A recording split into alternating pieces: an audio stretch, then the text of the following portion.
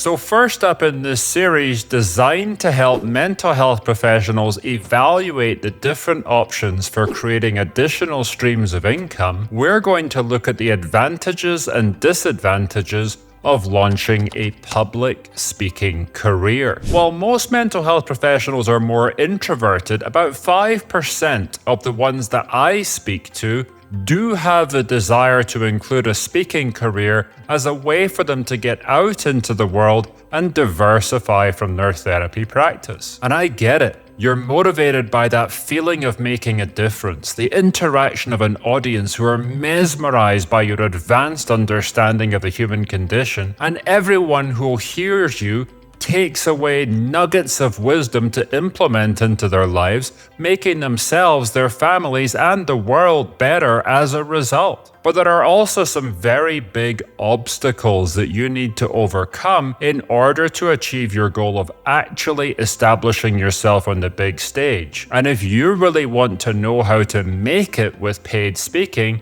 you're going to need a strategy that helps you to overcome them. So let's get into the advantages and disadvantages of a paid speaking career. And if you do end up wanting to pursue this avenue, comment below and I'll point you to some resources and people to look at who can help you to achieve this goal. So we're going to start with the advantages. First one is income.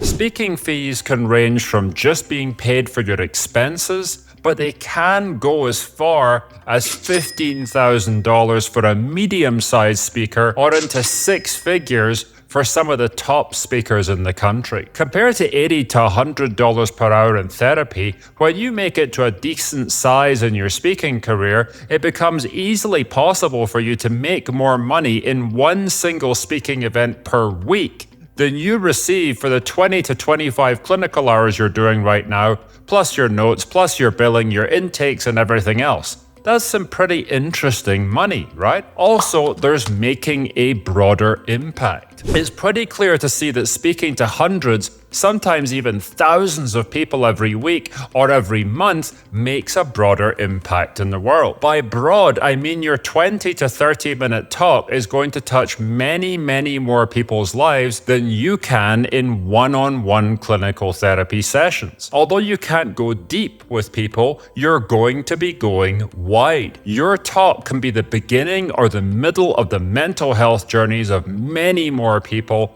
and set in motion series of life-changing circumstances for many more than you're affecting right now. And that's before you even take your talk off stage and start to distribute it in YouTube clips, on podcasts, and in social media. Third advantage is establishing yourself as a leading expert. Being the expert on a particular topic comes with a lot of advantages also. Rather than just being another face in the sea of therapists, you become the most sought-after person in your field. This opens opportunities to create a boutique practice that doubles or even triples or quadruples your therapy rate, and have a waiting list out the door of people who are willing to self-pay because they value hiring leading experts to have the very best help they can to resolve their problem. Advantage number 4, creating new opportunities for yourself. As an outgrowth of your speaking career, your status as a leading expert then results in new opportunities for you that come to you out of the woodwork. You're going to start getting invitations to teach workshops, people asking you for mentorship, book deals, podcast guest opportunities that you get paid for, the ability to create your own membership programs, creating subscriber-only content via YouTube or other social media platforms who offer it. Once your name becomes known, when you are a person who comes up on Google when someone researches a particular topic, you begin to receive inquiries from all over the world, and they will surprise you in what kind of financial opportunities this can create. Advantage number 5, a new creative outlet. If you're a therapist who is stuck in a rut doing one-on-one therapy, you'll find public speaking is a very good way of completely reinvigorating your career. You're going to take the concepts you know and you've spent years refining how you communicate in your therapy office, and you'll get to learn how to present them to different audiences, watching their reaction in real time and listening to the feedback that comes to you. And the final advantage is to travel and see places. Speaking events means travel. It means you're going to get around. If you really take your career to a decent level, you'll be traveling weekly to speaking events around the USA and Canada. You might even tour in the UK, Europe, Australia, or even further afield than that. So you're going to see a lot of places, meet a lot of new people, and you're going to get yourself around. While some folks don't like the idea of that, other mental health professionals really take to this lifestyle. When their body is up and on the move, their creativity lights up, their energy is moving, and they escape the rut from feeling stagnant. So now let's get into the disadvantages of creating a public speaking career. First one is you need to build your own audience. It's very important to understand why you get paid to speak somewhere. There are two reasons. Firstly, because a company, organization, or nonprofit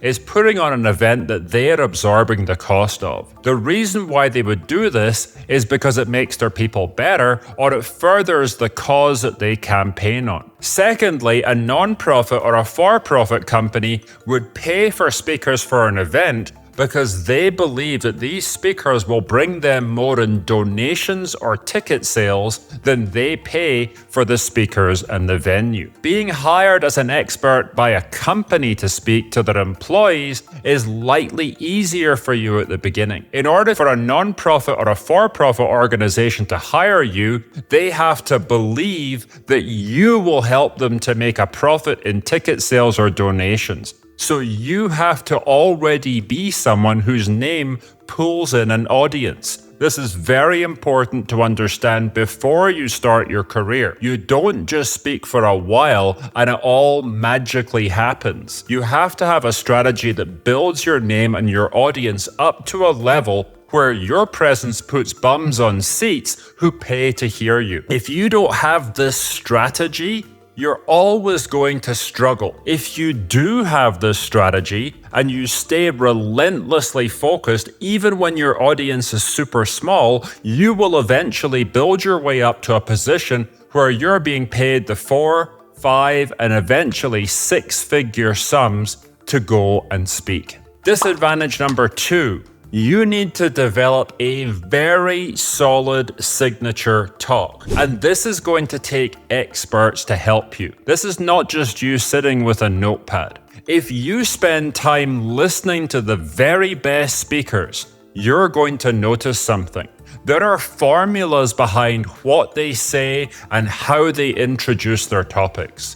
There are sound bites that they are using to deliver insights again and again and again. While some of these are discovered by accident as they give their talk and see an audience reaction, most of the time there's a lot going on behind the scenes of a successful speaker, and they've worked with multiple coaches and mentors to develop a highly impactful talk over time, with most of it rehearsed obsessively, tweaked and optimized, and based on methods of speaking that have been refined by experts over decades. In fact, probably over centuries. Disadvantage number 3, living the life of a road warrior. I did refer to this as an advantage for some, but it's a disadvantage for others. I've traveled over 500,000 miles in my career when I was running companies that required me to travel around and meet clients. And what I can tell you is, for some people, this lifestyle gets very old. You miss out on the people you live closest to.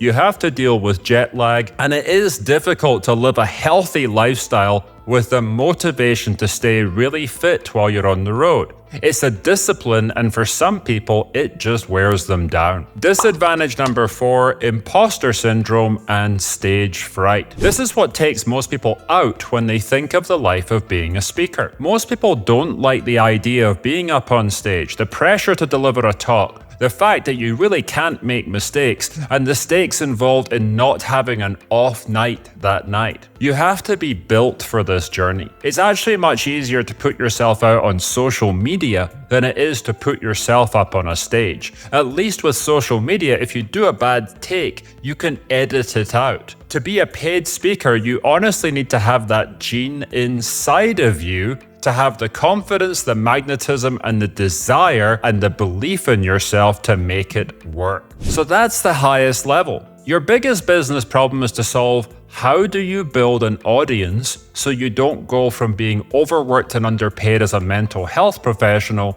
to the same level of overwork and underpayment as a paid speaker? Except now you also have a traveling lifestyle. Focus on how you're going to solve that problem, develop your signature talk with the help of experts who will significantly accelerate you, and then it will become possible to build yourself up to be paid handsomely to speak on the stage and make a big impact in the world.